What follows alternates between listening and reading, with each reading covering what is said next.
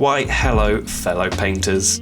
Today we're going to the bottom of the chapel in Anor Londo, stepping through the massive painting and entering the painted world of Ariamis. For today, we're painting Crossbreed Priscilla. And engage in jolly cooperation. Hello. How's it going? Today we have Priscilla.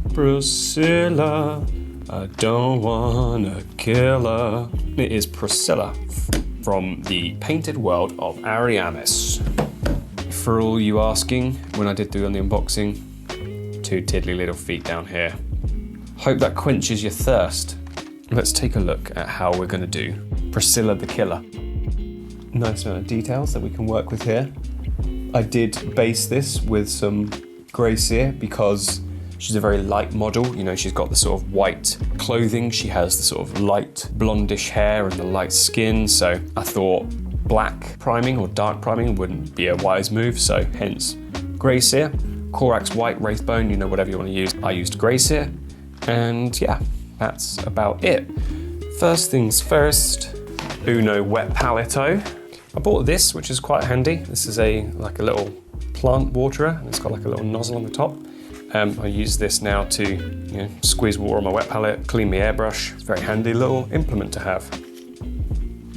So onto the wet palette, I'm going to load up. I'm going to use some CORAX white, Administratum grey, Celestra grey, and I think some Lothan blue, because it's quite cold. We want sort of cold tones, so I think mixing in a bit of blue into the shadows could be quite good. And she also has some darker fur underneath, so I'm thinking storm vermin fur would be quite good. And then once we've got that done, we can then take a look at her hair and her skin. Apologies if my voice starts to go a bit today. I've just come back from an intense hour-long singing lesson. We spent the entire time trying to do Welcome to the Black Parade by My Chemical Romance. Let me tell you, the notes Gerard Way hits in that song, pretty crazy. He hits like the high C. I think he even hits a high D at one point. And if you're musically inclined, you'll know that for a male voice, that is pretty intense. So yeah, I've not wrecked my voice a bit, but I've definitely strained it a fair amount. Bang! Right, I don't want to base her in white, even though she is white, because I want the white to be the bright point of this. So I think if I do like a 50-50 mix of CORAX white and Administratum grey, we can at least build up different tones and stuff, because looking at the picture of her, it's all just white hair, white clothing, very fair skin. So this is a 50-50 mix of Administratum grey and CORAX white. Just gonna coat it on the clothes here. Now you might be wondering, oh, but you've used grey cere as the base, why don't you just keep that how it is and then just highlight and tone down your colours on top of that instead of adding this base coat? Well, the answer to that is primers and acrylics work differently together. You need a layer of acrylic paint underneath to add highlights and shadows to, because they will react differently to primers. You know, if you start blending in different colours and you're just doing it on primer, you will notice that it will look different and it won't look that good. So your primer is your base to put coats on, because it helps the paint stick to the model, etc. But you need a first base coat of acrylic, so that's why I thought basing with some grey/white mix would be good. Then we can at least add highlights and shadows to that. So with that, I am going to take a tiddly tiny brush. I'm going to take some storm vermin fur, which is the darkest point, and I'm going to use this nice and thinned out to map out where the shadows are going to be. And it's all going to be all the little sunken parts, all the little parts that are sort of like dipping in, and I'm going to leave all the outer edges nice and bright that we can highlight with some white later. So I'm just going to map out my darkest points. Well, we have this under fur here, which is actually a darker colour. So I'm going to coat all of this with the storm vermin fur. And the lower part as well, it's an even darker shade, so we'll work in some darker tones down here as well and blend it out to white, because it seems to go white towards the bottom as well. But for now, I'm just adding in the storm vermin fur just around this middle section. And to paint the darker fur that's sort of sitting underneath that middle point, which is kind of like the area of skirt, I'm going to use some of this Skaven Blight Dinge, which is just a kind of the same tone as the Storm Vermin Fur, but just a fair bit darker. And we're just going to take that and apply it to these lower regions here. Just sit underneath the Storm Vermin Fur. We don't need to go all the way to the end because the end will be bright white, so we will be adding in some white to the tips, so don't necessarily need to coat the entire thing. When you're painting thin layers onto brighter undercoats, it does take more than one application to do this, to make sure you're getting the true colour coming through, just because the bright layer underneath will brighten up the colour that you have. So I reckon 2 layers of the darker tones will do the trick. So, I've done 2 coats of each, coat of Storm Vermin Fur, coat of Skaven Blight Dinge, left the tips white for now. What I am going to do is I'm going to mix between the 2 now, keeping in mind that the tips of each one are going to be lighter.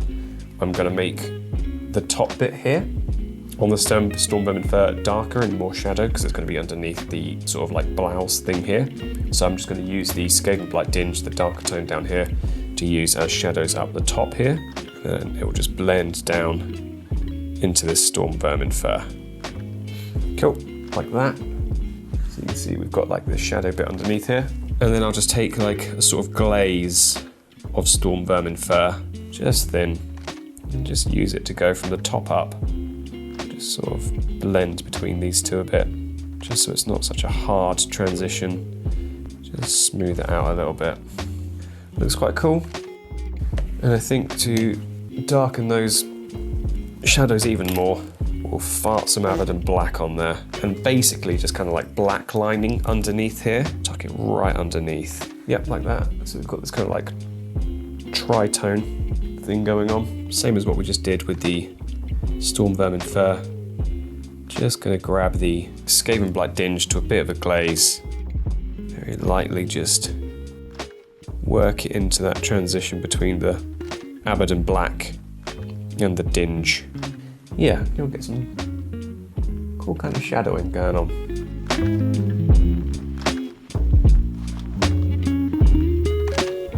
What I'm going to do now is I'm going to add in those white tips now, and we can see how it will look against this dark fur. Something like that around the top. And I'm going to do the same for the bottom.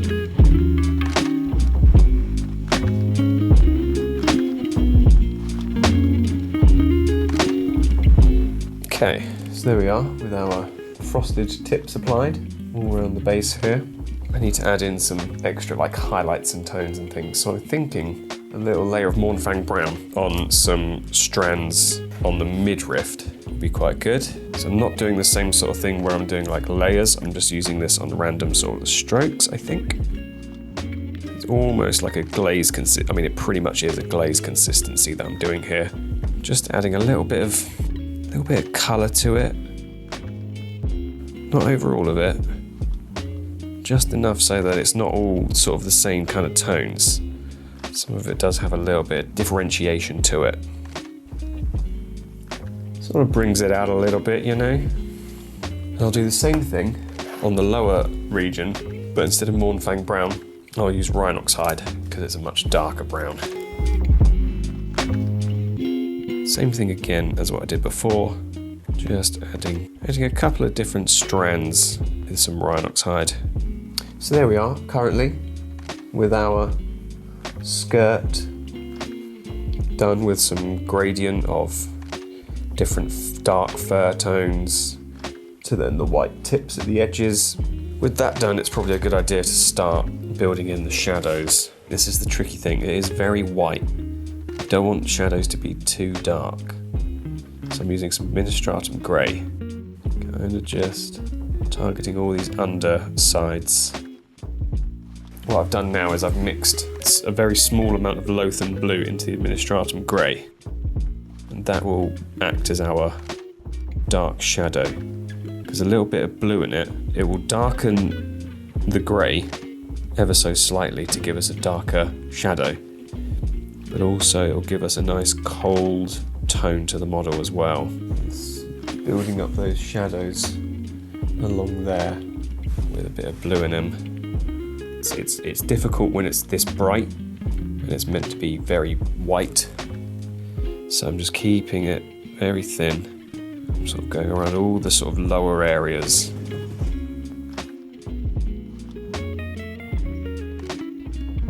So with the darker ones added, I'm going to go back to my Administratum Grey. I'm going to use this to start blending into the blues a bit. And some Celestia Grey as well, which is a sort of bluey greeny grey. So it might be quite nice to help us blend between these tones a bit. And now with some CORAX white, I'm just going to give us the bright highlights that we want. Now with my shadows, midtones and highlights added in, you can kind of see here what the sort of technique I'm doing is, like the sort of blue, grey and darker tones are sort of like sitting underneath the wrinkles and creases of the top, and also down in sort of the lower parts I'm sort of blending in some bluer tones and then back into the white for the sort of frosted tips, then into some Administratum Grey sort of blend to the midtones, and then on the sort of like tops of the wrinkles I'm adding in some CORAX white for the bright highlights. And now that is pretty much the technique I'm going to be using across the clothes. So I'm going to apply all of that, exactly what I've done there, to the sleeves, the shoulders and the back as well. And then once that's done, we can then take a look at doing the hair, the tail, the skin and the weapon. Terrific. I'll see you in a minute. Oh, we're back, and like I said, what I have done is I've replicated this style of the blue shadows, Administratum Grey tones and white highlights. I've applied that to the sleeve here. You can see that in the sort of dips and lower parts we've got some blue. In the sort of armpits that goes from blue to grey to white. In the highlights we've got white, midtones we've got grey. Same replicated on this side and the same replicated on the back as well. Sort of lower down we've got some blues going up into the greys and whites, and the same around the body as well. Just to try and make it a bit more interesting rather than just having it white, trying to add in some different tones for lighting and shading and things like that. So with that done, I think I'm going to move on to doing the scythe. So it is a sort of like woody kind of dark colour from what I can surmise from in-game images and reference art images. So because it's a bright undercoat, I can venture into some darker contrast. For that, I'm going to use some of this Garagax Sewer, and I'm just going to apply it to the handle of the scythe. Just want to be careful that I'm not flicking any of the contrast by accident onto the model.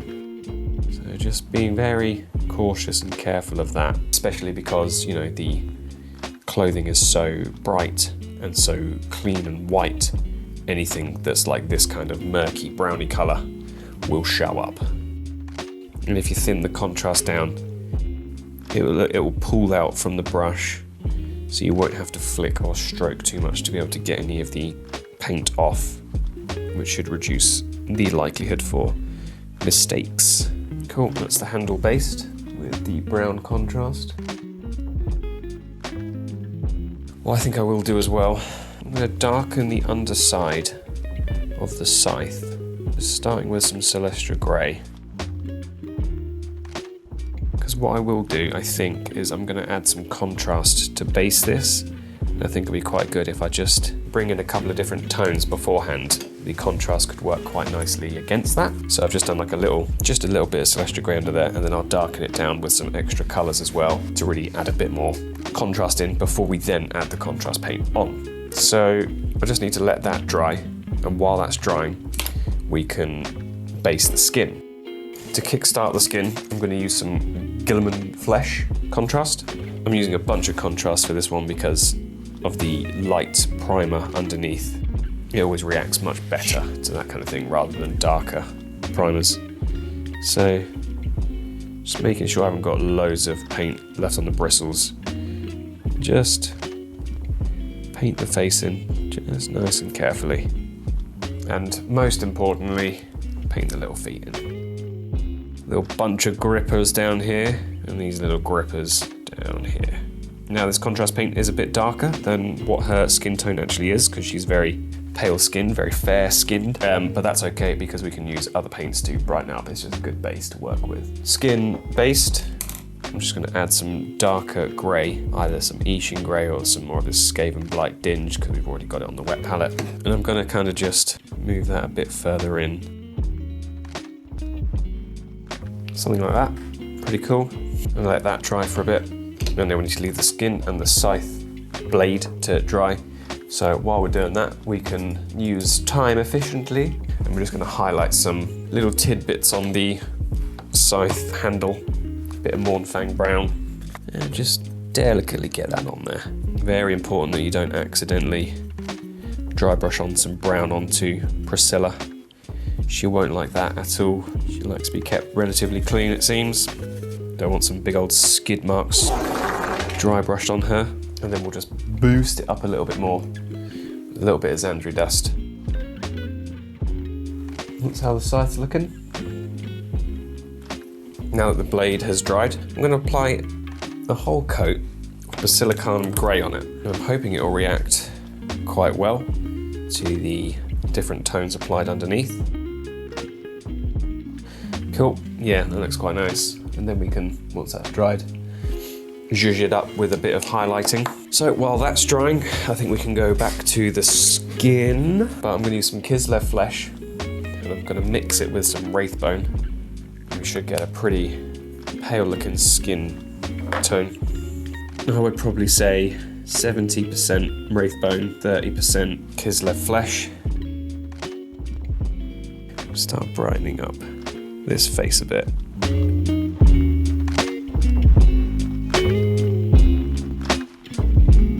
And I think we can add some brighter parts with just some Wraithbone.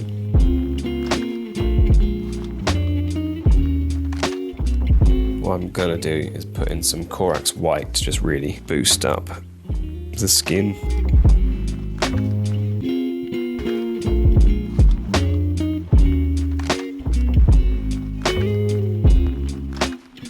Okay, now I've blocked out the eyes with some black because I'm going to go right in the centre, try to be as delicate as I can with a brush that's not faring too well, and just paint in some eyes.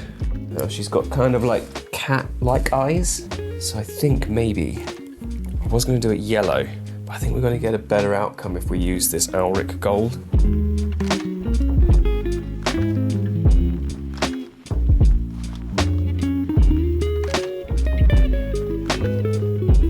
Too obvious, so I think I might try some Flash GLITZ yellow.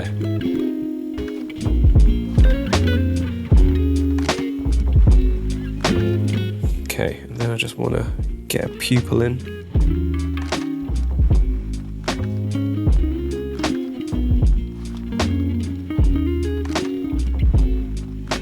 The left eye is done, but the right eye just needs redoing. So I'm just going to try and delicately replicate what I successfully did on the right eye for the left eye.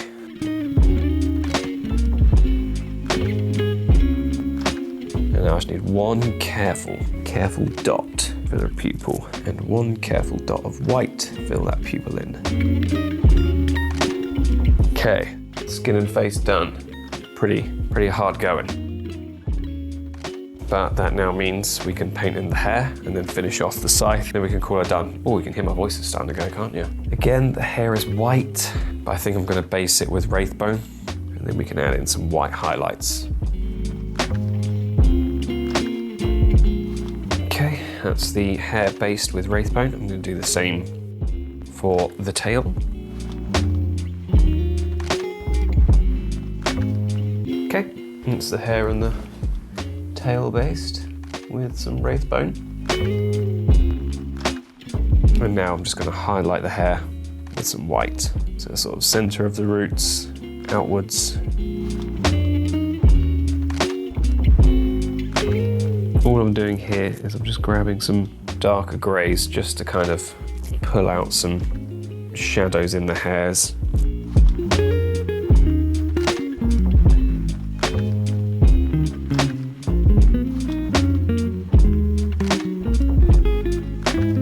hair done. Now we're going to move on to highlighting the tail. Same thing again, using CORAX white, just targeting the raised bits. This will be a lot easier than the hair because there's a lot less awkward strands and a lot bigger plaits. Okay, tail done, hair done. So with the hair, tail, skin, weapon, clothes done. I mean, the weapon isn't done, we just need to finish it off with one bit. The jewellery needs a bit of attention, so I'm going to use some of the Grey Knight steel and just sort of outline some little parts of it. So her headdress, and now the necklace.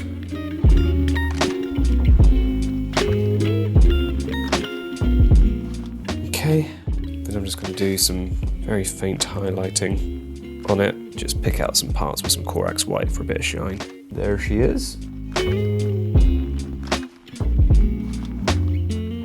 So for the blade on the scythe, I'm going to grab some more of the Grey Knight steel onto my dry brush and just dry brush it on.